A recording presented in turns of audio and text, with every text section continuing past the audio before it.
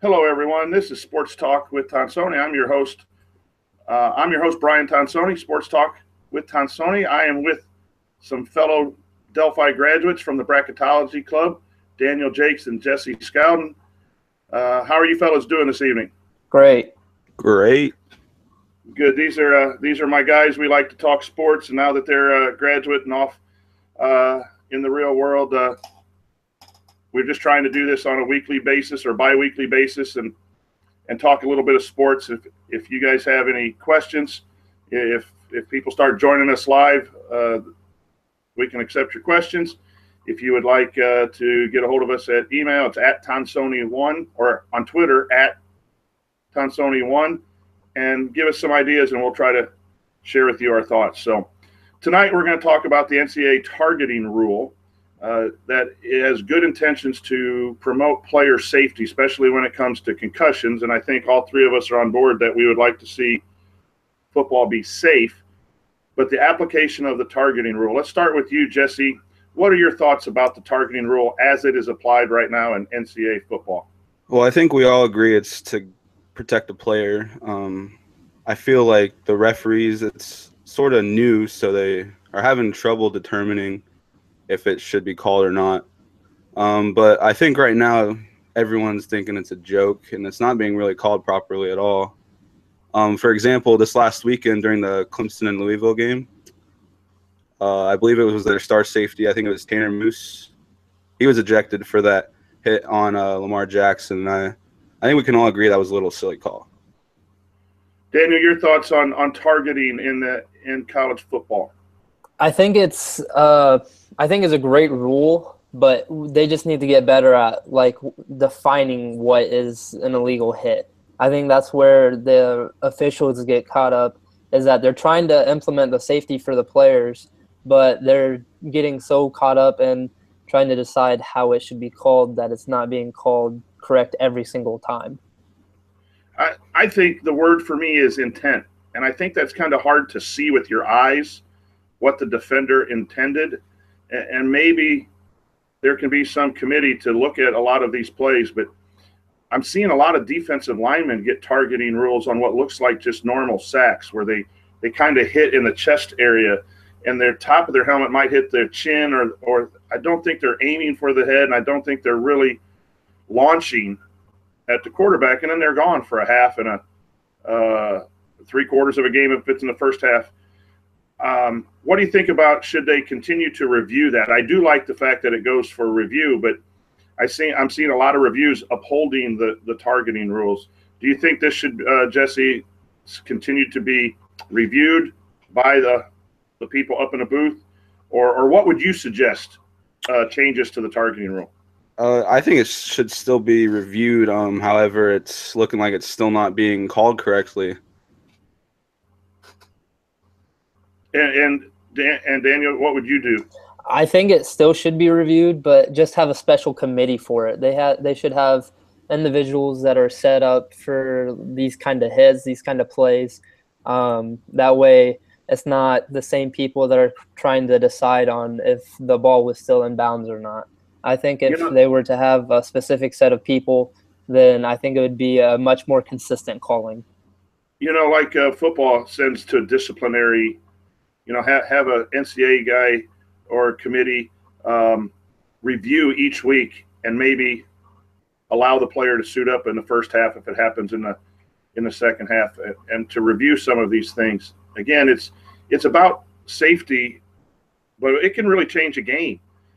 You get one or two targeting and your defense is without some players, and if they're questionable calls, that hurts that team. If it is clear-cut dirty play, then I think it needs to be called. I've just seen too many questionable calls. So, okay, moving on to our next topic.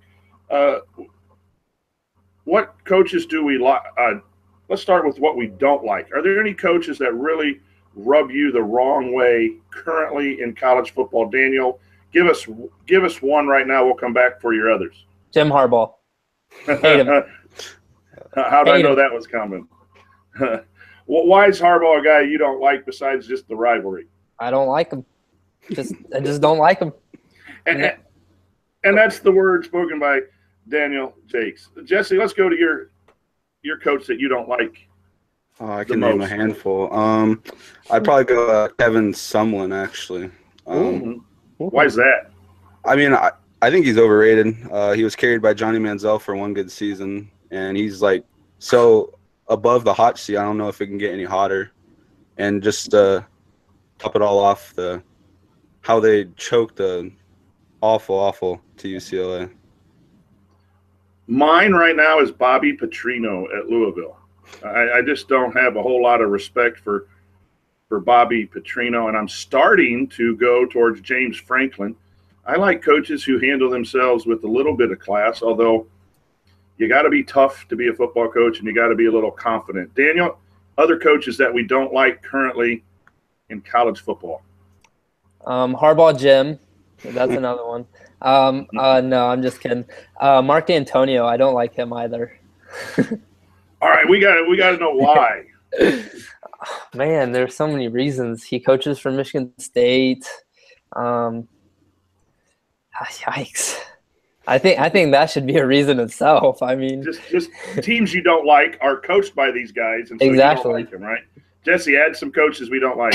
I don't like Brian Kelly at all. I think he's overrated as well. He's 11-14 versus the top 25 during his tenure at Notre Dame.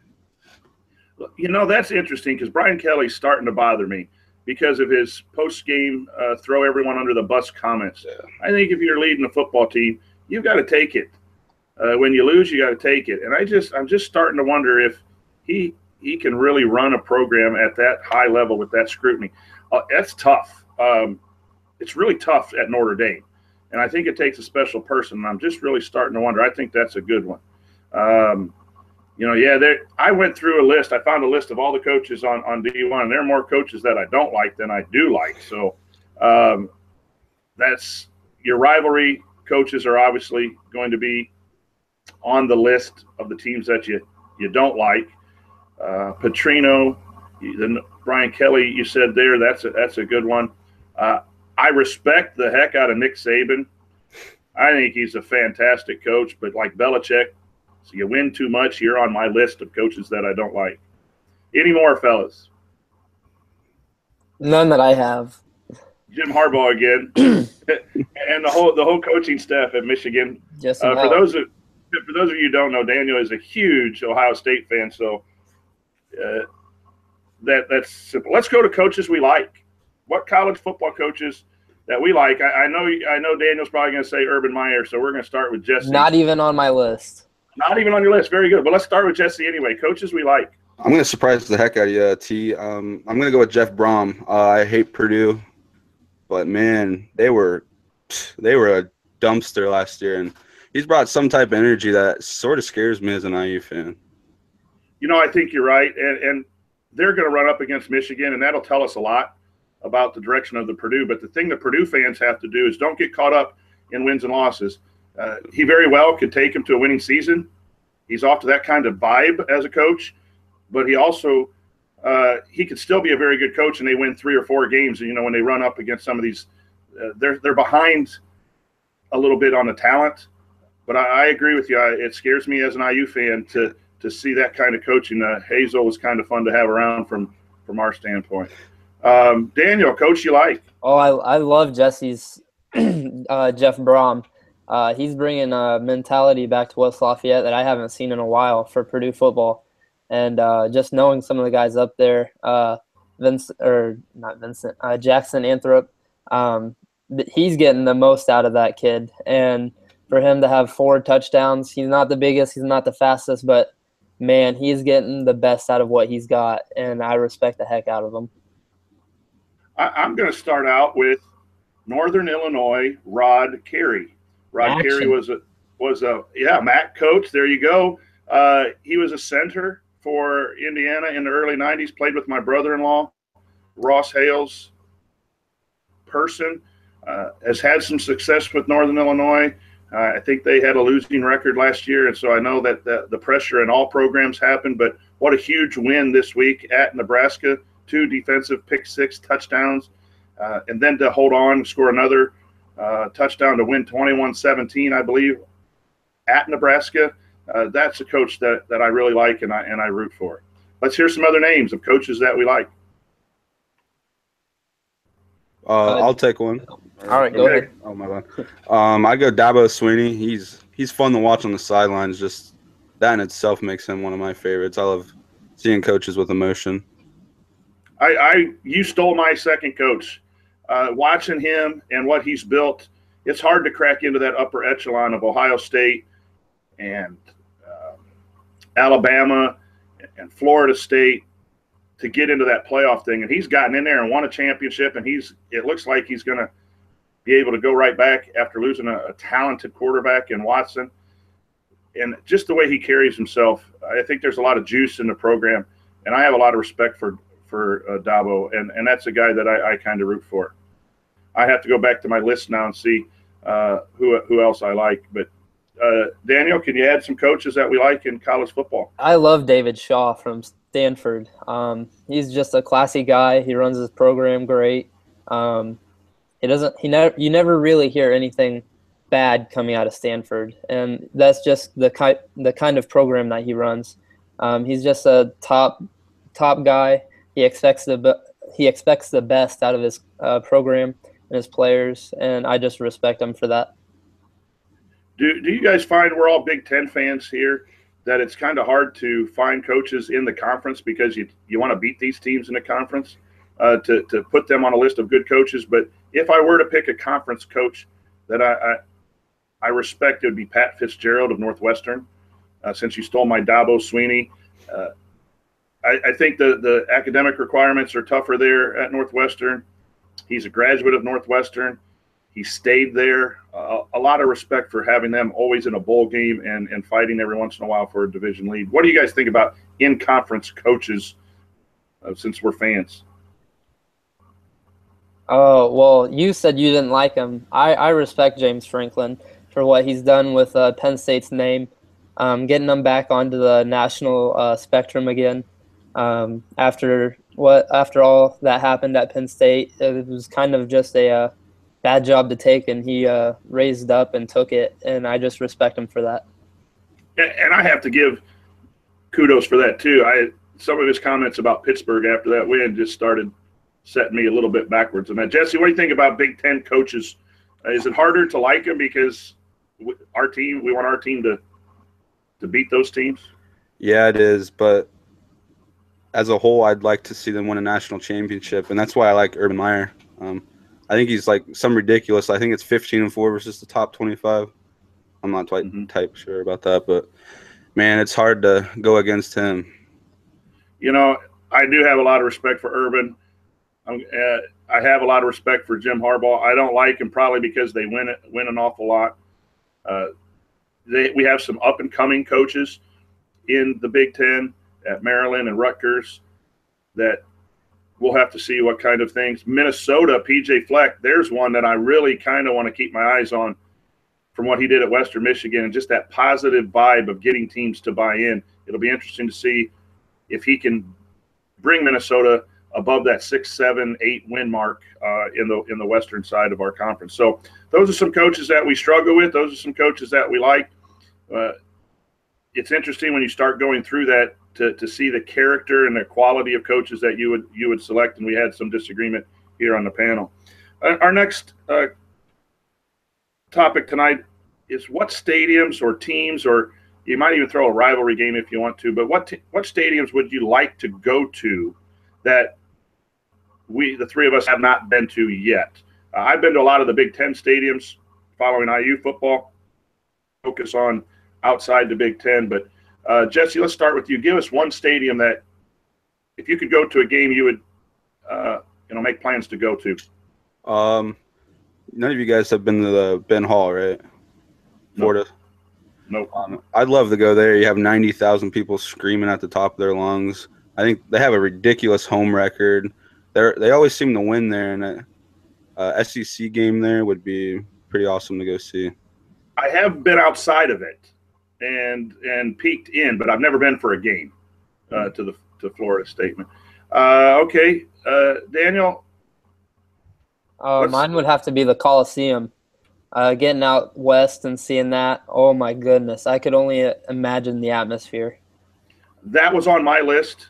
The Coliseum for a lot of reasons. A lot of great events have been held there, and just Southern Cal itself, the tradition would be fantastic to see. That I agree with that choice. There's the SEC would. There's a lot of stadiums in the SEC that I would like to see just because it's great football. I would say Alabama. I'd like to go see a game at Alabama. I think it would be a great. You could go Ole Miss with tailgating in the Grove would be good. Jesse, another stadium on your list. I'd probably say Death Valley. I've heard gets pretty loud down there. Which one? LSU. How about both of them? How about Clemson and LSU? South Carolina. South Carolina is a crazy place to watch a game as well. Mm-hmm. But I've been to Clemson Stadium, again, just peeked in, but haven't seen a game there. At LSU would be crazy. Yeah. Crazy fun. Daniel, another stadium. Well, the Clemson one was on my list, but I think Florida State. I think going to a Florida State game, oh my goodness. They have one of the best atmospheres. The Seminole Chop, oh my. I could only imagine the atmosphere there. And that pregame horse riding and throwing the spear down would be chills fantastic. thinking about it. Here's a strange one. Autzen Stadium, Oregon. It holds about 55,000, but it's really loud. I'd like to go see a game at Oregon in the Pac-12. Other stadiums. I'd like to see an Army-Navy game wherever they hold it, whether it's Baltimore or Philadelphia. I'd like to see an Army-Navy game. I'd love to go to the shoe to see a Ohio State-Michigan game. That place would be electric. Hey, have you ever been up to Ann Arbor? No. For a game? Nope. It's pretty cool, too. Doubt it. Notre Dame, have you guys been to Notre Dame? Mm-mm. We ought to make plan a road trip to go. That's an awesome stadium. I've been to Tennessee Stadium, Neyland Stadium for a game right on the river. I thought Washington would be a good stadium simply because of its proximity to tailgate boats and some of the things that we did in bracketology last year. We found a few of those stadiums. But I think, would you guys agree, it's the atmosphere, it's the pregame, it's the tailgate, it's the crowd, it's the bands. Some of these, there's a lot of places where you can go and see some excellent college football. Absolutely, yeah. Okay, last comment for Tonsoni Talk this week, and we'll be back with you in a couple of weeks. Which top team of the top 6, 7, 8 would you not want to see make the playoff, and why? We'll start with you, Jesse. Alabama. Why? When you win so much, I think they're 50-16. I mean, come on, how much can you win? It gets annoying after a while. That was my number one pick, Daniel. Yeah, that was mine. Alabama, when you're in the playoffs several years in a row, I don't think they've missed the playoff. Mm-mm. Yeah, I would like to see a little variety. Okay, so since we're all in agreement there, what team would we like to see not make it that would be second behind Alabama? Oklahoma. Yeah. Boy, his fandom just really shines in all those questions. It's awesome. Okay, so we have a vote for Oklahoma since they beat Ohio State. Yep. Jesse, another team that you would like to not see in that playoff? I'll stick with the Big Ten. I'll take Michigan. Why not Michigan? They haven't been in a playoff yet. I don't know. It's just something about Harbaugh, man. I agree. It grinds my gears sometimes. I don't know. I'm an IU fan. I don't even get it. No, I get that too because Michigan – sorry, Daniel. Michigan was a team that I kind of watched after, on the days when IU wasn't doing so well, and I kind of liked them. But there is something about Harbaugh that just kind of rubs you the wrong way to where any reason that I really like Michigan is starting to fade. I've never liked Ohio State, but I do respect Urban. If I had to pick which of the two coaches I would root for, it's probably Urban, but I can't bring myself to root for Ohio State over Michigan. It's just that way. Sorry, Daniel. No, we'll just say that. Yeah. You know, I'm going to say Penn State. I'm really down on Franklin, and I don't know that that's really grounded in anything that's correct, but I don't want to see them in the playoffs, and maybe that's because we already have enough teams in the Big Ten East that are tough. I don't want to see, you know, we just talked Ohio State, Michigan, and Penn State all from one side of the conference, and Michigan State was in the playoff once before, so that I don't want to see them. I kind of want to see them drop to the side. What about a traditional team that probably won't make it this year, but which team has been really good in the past that we would like to see get in there sometime in the next few years? I wouldn't say in the next few years, but I hope Oklahoma State makes it this year.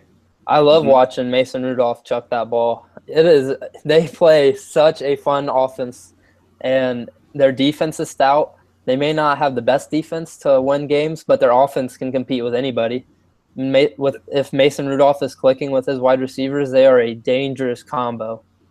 That's a good selection. Jesse, is there a team outside of the top teams that you would like to see get back in it? I don't know if they're outside, but they've lost already. I'd take Florida State. Seeing what happened in their start to be Francois just makes you sad. He was such a talented, and I love their chant. It gives me goosebumps every time I listen to it, even though I'm not really a Florida State fan. You know, Jesse, I like that point there, too. You want to see teams have the best shot through 12 games. And when a key player like that goes down in game one, we probably won't see the true Florida State team. And that team was poised to probably, even with the loss to Alabama, if they had their quarterback, and they'll still win their fair share of games. I just don't know that they'll make the tournament. I'm looking at USC. I'd like to see USC back in it. Not a huge USC fan, but I am a fan of traditional programs. Daniel will not like this, but I would like to see in the next few years Texas make it back. Tennessee, I'd like to see Tennessee at some point with the old T. Martin and Peyton Manning when they were a prominent national championship program. I'd like to see that program. I'd like to see the U eventually maybe get back in it. Those are some powerhouse teams. I'm not sold on Notre Dame getting back in there. They had their shot a few years ago, but I'd like to see some variety of teams rather than the same teams over and over. And unless you're an Ohio State fan, you want to see them in all the time. So, fellas, I appreciate this conversation. We will get back together in 2 weeks and have another edition of Sports Talk with Tonsoni Live. We appreciate anyone who listens live while we're broadcasting or follows us on iTunes or Google Play on Sports Talk with Tonsoni. If you have suggestions of what you'd like to hear the three of us talk about, hit us up at Tonsoni1 on Twitter, and we will try to respond and put together some conversations that you may enjoy. But, fellas, thank you for your time. You know, I cherish our time together very much and glad that we can continue to do this after you've graduated. So have a good couple of weeks. I'll be in touch. Thank you. Good night, everyone. We'll see you later.